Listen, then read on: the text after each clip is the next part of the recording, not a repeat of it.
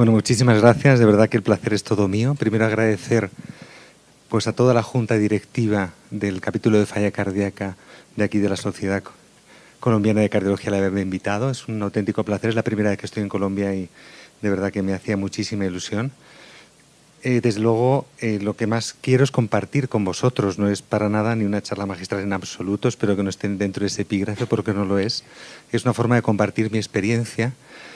Yo llevo, como muchos de vosotros, muchísimos años luchando por la insuficiencia cardíaca, más de 10 años en el mismo centro organizando la insuficiencia cardíaca, intentando montar la unidad, el programa, y soy plenamente consciente, como todos vosotros, de las dificultades que hay. Entonces, la verdad es que cuando me comentaron este título de cómo iniciar, yo he añadido en pequeñito, ahí lo veis, mantener y desarrollar, porque en el fondo entra todo dentro del mismo pack, un programa de falla cardíaca. Pues bueno, he intentado hacer unas reflexiones. Yo no voy a contaros mi experiencia personal directa, en cómo es en mi país, en mi ciudad, la insuficiencia cardíaca, si es posible saber mortalidad, hospitalizaciones, y también el entorno de mi hospital y de mi servicio. ¿Dónde están los pacientes con insuficiencia cardíaca? ¿Cuáles son los flujos de la urgencia? ¿Dónde van? Dentro del servicio de cardiología, ¿dónde están los pacientes con disfunción sistólica severa con insuficiencia cardíaca? Porque si estamos hablando de iniciar, lo que quieres son pacientes. Lo haces por ellos, lo haces porque quieres darle la mejor asistencia, pero al principio estás buscando. Pongo lo de DAFO, igual que hacen las empresas de debilidades, amenazas, fortalezas y oportunidades. En cuanto a que es muy importante tener esta visión, a veces, no diría empresarial, pero sí de plan estratégico cuando uno inicia una unidad de insuficiencia cardíaca, porque es un gran reto. Con ayuda, y digo lo de equipo porque es verdad que lo de multidisciplinar nos referimos siempre al aspecto clínico, pero no solamente al aspecto clínico para la evaluación del paciente, sino que es necesario en todo este proceso de construcción de una unidad, y eso lo ves en todas las unidades que yo creo que han evolucionado poco a poco a más, que sea un equipo de personas que trabajan de forma conjunta, uniendo fuerzas y añadiendo, no solamente uniendo, sino que es un aspecto a la vez simbiótico. Paso a paso, consolidando cada logro. No hay que tener a veces un espíritu desde el principio de tenerlo todo, hospital de día, telemedicina, no sé qué, cuando lo más importante es consolidar las agendas, consolidar rutinas, el equipo que estoy comentando, y cuando tienes un aspecto consolidado, como digo a continuación, con paciencia, paso a paso, pero sin dormirse, pasar al paso siguiente. También es verdad que hay que ser exigente, porque en otros aspectos, a lo mejor de la cardiología, pues es todo más dinámico. En arritmias, en hemodinámica, la innovación viene ya más, como automática. Cuando sale un stent nuevo, todo el mundo lo va a usar, ¿no? O un cambio stent convencionales, aerocubiertos. Sin embargo, en el campo de la insuficiencia cardíaca de las unidades, como es una gestión de paciente crónico, tenemos que ser nosotros que estemos continuamente empujando para dar pasos y crear esa unidad. Fundamental lo siguiente, que es lo que hemos hecho esta mañana nosotros en Cardiovir, compartir, ver, oír y hablar y contar, porque aquí todos aprendemos de todos, y a mí lo que me encanta es ir a otras unidades de insuficiencia cardíaca. Con un día te vale, porque con un día percibes todo lo bueno que hacen allí que tú no estás haciendo y te llevas lo mejor. Y yo creo que este diálogo, este ir a otras unidades y ver lo que se está haciendo, es lo que más nos puede enriquecer, mucho más de lo que yo os pueda contar hoy. Y, por supuesto, con suerte, porque al final la suerte es fundamental en todo. Yo he enfocado la charla, y os pongo ahí abajo, superando retos, porque realmente yo creo que en la insuficiencia cardíaca continuamente nos encontramos con retos. ¿Qué son las unidades de insuficiencia cardíaca? Pues es como un puzzle. Tenemos 4 elementos que son los pacientes, los componentes de la unidad, el ámbito de actuación y las actuaciones. Si vamos a hacer un programa o una unidad de insuficiencia cardíaca, tenemos que usar los 4 ingredientes. Lo que pasa es que los vamos a combinar de forma distinta. Sin duda, mañana por la mañana, que se va a hablar de selección de pacientes, de enfermería, de comorbilidades, de equipo multidisciplinar, se van a tratar todos estos temas. Lo importante es que tenemos que tener en la cabeza que probablemente no tengamos una foto completa, que sí que tenemos que tener en cuenta todos ellos, pero que vamos a ir seguro creciendo y cambiando con el paso del tiempo. Y, por supuesto, también os pongo aquí que en la insuficiencia cardíaca crónica, sin duda, vamos a tener impacto, pero si hablamos del proceso de insuficiencia cardíaca, también tendremos que intentar englobar la insuficiencia cardíaca aguda. ¿Qué pasa con el paciente que viene con signos de descompensación? ¿Qué hago con él? ¿Cómo me coordino con la urgencia? ¿Cómo se hace la prealta al paciente hospitalizado? O sea, que en la insuficiencia cardíaca aguda yo creo que los profesionales de la crónica también tenemos mucho que decir. Luego hablaré de este documento sobre tipología y estándares de calidad que hemos hecho a nivel de la Sociedad Española de Cardiología, pero solamente lo traigo ahora para decir que, en principio, todo vale en ese puzzle anterior. Es decir, hay que coger las mejores piezas que tengamos cada uno. Pero es verdad que también es importante marcar algunos estándares de a dónde deberíamos llegar para intentar homogeneizar la asistencia, para que quede de una forma no del todo arbitraria, sino por lo menos con algunos elementos básicos. Sin duda, para mí, los tres aspectos más importantes en lo que es los objetivos, las acciones de un proceso o de una unidad de insuficiencia cardíaca serían protocolizar la asistencia y, por otro lado, el autocuidado, que es lo que nos lleva, entre otras cosas, a la detección precoz de las descompensaciones.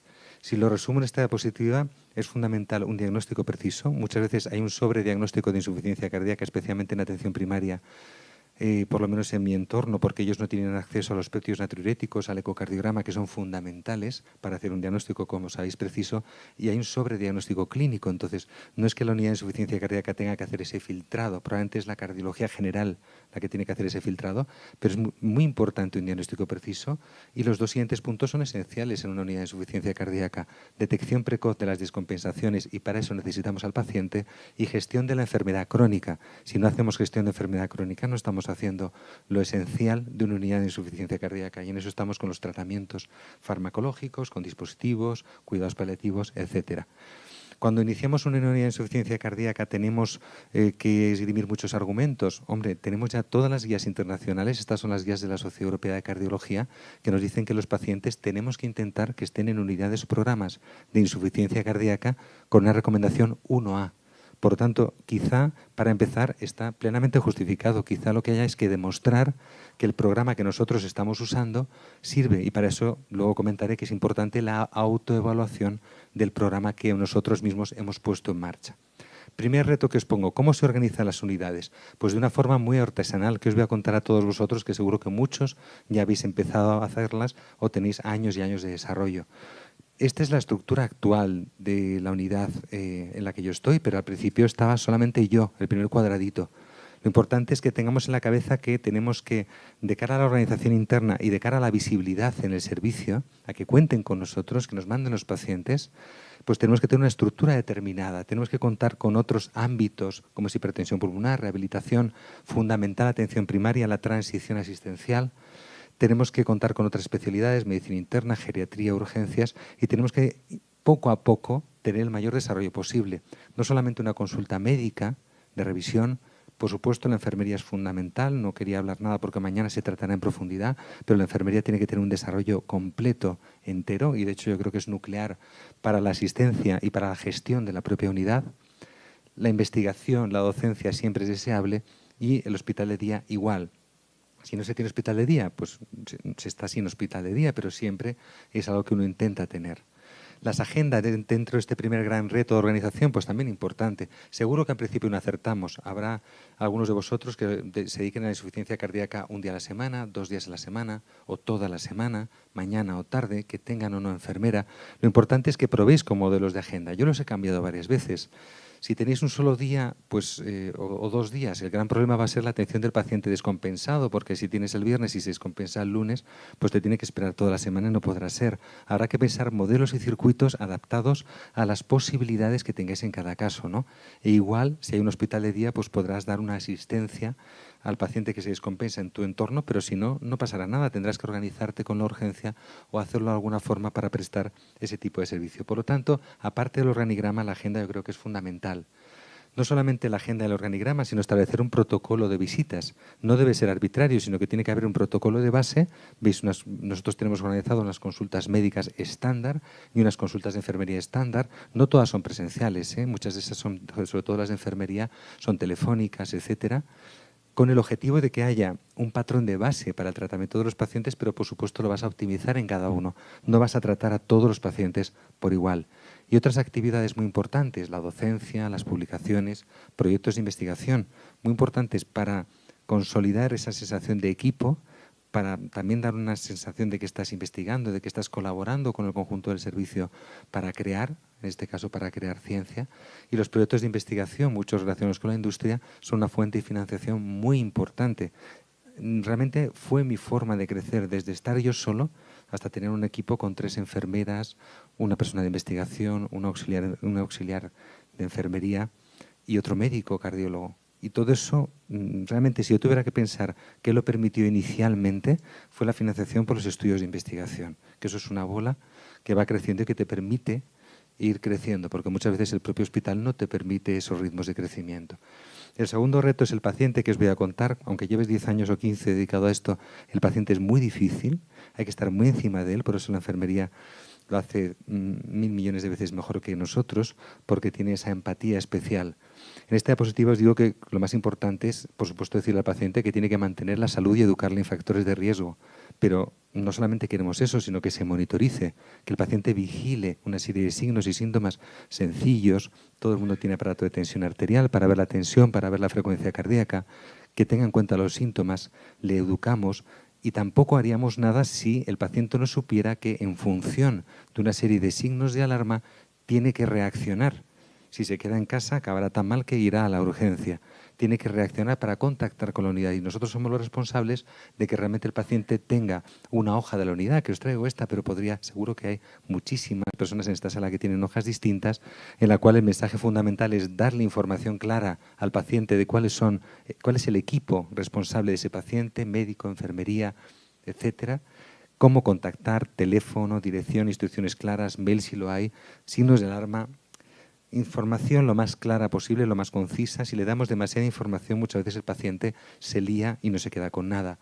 Hojas de seguimiento, todos tenemos distintas hojas. Nosotros usamos una hoja con un día, una cara con los 31 días que puede tener el mes y les pedimos que rellenen estas columnas. Son muy sencillas, son las que todos tenemos en la cabeza. La ventaja es que el paciente luego nos lo trae a la consulta y tenemos un mes en cada hoja y vemos así, pues de golpe, más o menos, cómo está el paciente. Muchas de estas cosas las podríamos solucionar por sistemas informáticos. Hoy en día todos tenemos teléfonos inteligentes, pero desgraciadamente temas legales, temas tal hacen que el desarrollo de aplicaciones propias o que el propio sistema de salud permita hacer esto de una forma telemática, que sería lo más lógico, muchas veces no es posible. Tercer reto, el proceso de la insuficiencia cardíaca. ¿Y por qué digo que es un reto? Porque a lo mejor hemos empezado a montar nuestra unidad, nuestro programa, pero nunca debemos olvidar que la unidad o programa es solamente una parte del proceso de la insuficiencia cardíaca global. De hecho, estaríamos aquí, esta sería la clínica o la unidad de insuficiencia cardíaca, pero es que tenemos pacientes con síntomas severos que se van a la urgencia y qué va a pasar de ellos, pacientes con síntomas leves y moderados que van a tener su cardiólogo, su internista, su médico de atención primaria, que van a ingresar o no ingresar. Todo esto es el conjunto del proceso de la insuficiencia cardíaca, que es tan importante como las propias acciones que hagamos a través de la unidad.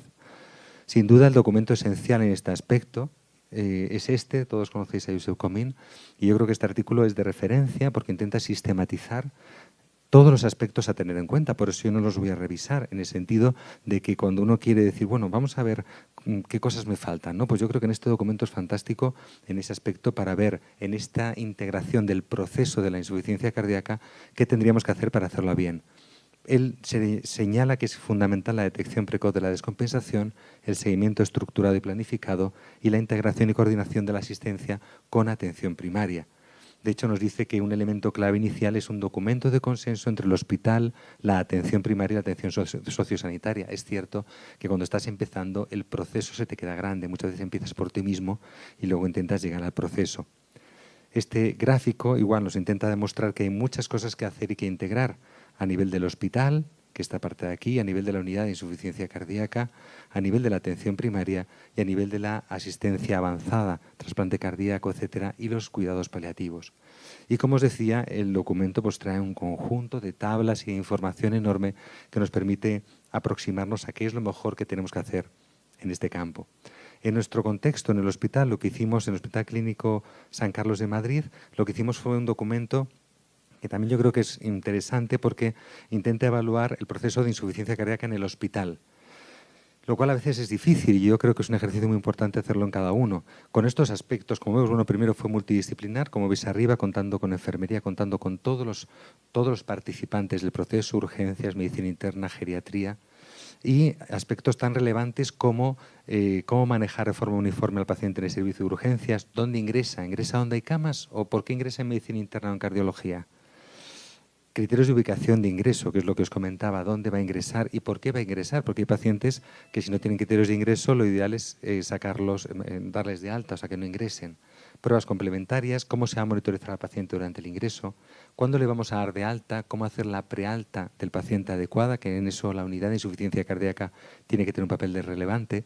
Y también cuando hay unidades de insuficiencia cardíaca de cardiología y consultas de medicina interna, pues cuándo tiene que ir a unas y o a otras. Esta es una captura, por ejemplo, que describe dónde tiene que ingresar el paciente, si en medicina interna, cardiología, geriatría, en función de las características. Y esto en cuanto a cómo derivamos a un paciente a la unidad de insuficiencia cardíaca de cardiología o medicina interna o geriatría, igual en función de las características. Estos documentos los puedo pasar, los podéis ver más despacio. En cuanto a la telemedicina, solamente quería decir que es un reto, pero que todos desde el principio hacemos telemedicina por vía telefónica. Contactamos con los pacientes y ya estamos haciendo una recogida de información y una intervención. Probablemente es lo ideal al principio, porque la telemedicina requiere proyectos de telemedicina sólidos que han demostrado la evidencia. Sabéis que hay muchos estudios que han sido negativos, otros estudios han sido positivos y probablemente depende mucho de la tecnología, de la selección de pacientes, de quién hace la telemedicina, de muchísimos factores. Yo creo que con el teléfono sería algo suficiente. Y de hecho los pacientes que tienen dispositivos implantables, hoy en día los dispositivos implantables son auténticos aparatos de vigilancia de los pacientes. Y los pacientes que lo tienen, pues podemos tener toda esta información. Ahora, ¿qué hacemos con esta información? Es cierto que la detección de la fibrilación auricular siempre es interesante, pero para detectar una descompensación, ¿qué es lo útil? Sabemos que hay cosas como, como por ejemplo, el dispositivo Optibol, ¿no?, en su momento, tal, que no han sido tan eficaces como pensábamos que podían ser. Pues igual nos ocurre con toda la información que tenemos ahí, que no sabemos qué integración tenemos que hacer de la misma para lograr un resultado. La optimización del tratamiento es obligatoria. Todos conocéis el nuevo algoritmo de la Sociedad Europea, los nuevos tratamientos que tenemos y el planteamiento global de que siempre tenemos que dar la dosis máxima tolerada por el paciente, el tratamiento óptimo, y luego ir por escalones viendo hasta dónde tenemos que llegar. Esta optimización yo creo que es esencial en los programas de insuficiencia cardíaca. De hecho, cuando se ha intentado analizar si es posible titular adecuadamente los fármacos, ya sabéis que beta bloqueantes y ECA-SARA2, lo lógico sería tener niveles de dosis, que estén prescritos de más del 90% en beta bloqueantes y ECAs y ARA2, y en espironolactona, eplerenona en torno al 60-70%. Y esto es lo que está ya publicado de programas o unidades de insuficiencia cardíaca reconocidas. Y por supuesto, si hablamos del tratamiento, algunos pacientes tendremos que seleccionarlos y de esto se tiene que encargar también el programa para unidades de insuficiencia cardíaca avanzada y ver qué pacientes pueden ser candidatos a asistencia ventricular como terapia de destino, a trasplante cardíaco, etcétera. Por lo tanto, el programa o la unidad de insuficiencia cardíaca tiene que también participar en la selección de estos pacientes y en darle suficiente soporte. En cuanto a la continuidad asistencial, solamente traía esta diapositiva, que es un documento muy interesante que hizo la Sociedad Española de Cardiología y la Sociedad Española de Medicina Familiar y Comunitaria el año pasado.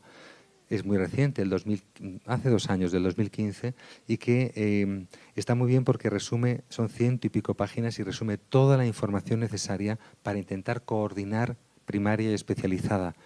En muchos síndromes, no solamente en insuficiencia cardíaca, en cardiopatía isquémica, tal, te dice desde la visión de primaria y desde la visión de cardiología qué paciente tiene que estar en los 2 ámbitos o solo el uno o cuándo derivarlo, etcétera. Yo creo que es un esfuerzo siempre que tenemos que hacer e intentar buscar esta coordinación. Y el último reto que os traía es la autoevaluación. Y yo creo que es fundamental. Si hacemos un programa o una unidad y no nos evaluamos, siempre vamos a estar contentos y no vamos a crecer. Yo creo que es muy importante cada cierto tiempo pues evaluarse desde un punto de vista, diría yo, incluso subjetivo o con todo el equipo, eso sí puede ser hasta semanalmente para crecer, y a nivel objetivo también evaluar las cifras que tienes tú, reingresos, mortalidad, qué es lo que estás haciendo, qué impacto estás haciendo en tu área sanitaria. Y por eso, bueno, tenéis incluso recomendaciones de qué es lo que tenemos que evaluar en las guías, tanto europeas como americanas, te dice una serie de parámetros que son interesantes. Y ya por último acabo, para ceñirme al tiempo, con 2 aspectos que yo creo que son fundamentales y que os decía al principio, con dos proyectos que yo creo que son muy interesantes. Este proyecto que le llamamos Prisma es un proyecto que se hace en España, pero que es muy lógico, yo creo que se estará haciendo o se va a hacer en todos los entornos, que es el intercambiar experiencias entre unidades de insuficiencia cardíaca. A mí me encanta conocer otras unidades de insuficiencia cardíaca. Yo fui al Hospital del Mar y estuve allí toda una semana con todo mi equipo allí y me encanta cuando viene gente a ver lo que hago, sobre todo porque casi siempre que viene alguien aprendo yo de ellos, todos aprendemos, de tal forma que es fundamental este compromiso de intercambio entre unidades, que yo creo que es fundamental y esta mañana hemos aprendido mucho aquí también en la clínica Cardiovir con Clara. Y en segundo lugar, pues otra actividad que tenemos que yo creo que es muy interesante, que es una página web de intercambio de experiencias entre unidades de insuficiencia cardíaca. Ahí tenéis la dirección y básicamente es un lugar, como digo, de intercambio.